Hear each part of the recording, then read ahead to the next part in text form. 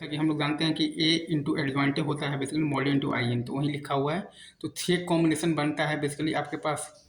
मॉडे का, और 12 कॉम्बिनेशन बनता है आपका जीरो का। अगर आप बेसिकली उस रो को उसी रो के को फैक्टर के अबाउट ओपन करेंगे तो 6 कॉम्बिनेशन बनेगा मॉडे का। उसी रो के को फैक्टर के अबाउट ओपन कीजिए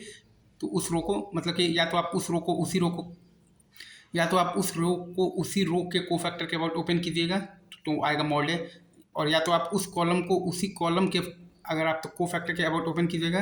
तो आंसर आएगा मॉडे। अगर आप उस रो को बाकी दोनों रो के को फैक्टर के अबाउट अगर आप ओपन कीजिएगा तो आंसर आएगा जीरो, और अगर आप उस कॉलम को बाकी दो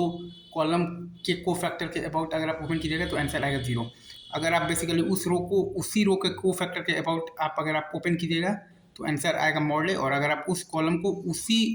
उसी कॉलम के को फैक्टर के अबाउट अगर आप ओपन कीजिएगा तो आंसर आएगा मॉडे। तो 6 कॉम्बिनेशन बन रहा है मॉडे का और 12 कॉम्बिनेशन बन रहा है जीरो का, और हमें साफ साफ दिख रहा है कि ए इंटू एडजॉइंटे होता है आपका मॉडे इंटू आई एन, ठीक है। और एडजॉइंटे होता है बेसिकली आपका जो होता है ना वो ट्रांसपोज होता है ऑफ दी, तो को फैक्टर मैट्रिक्स का ट्रांसपोज होता है,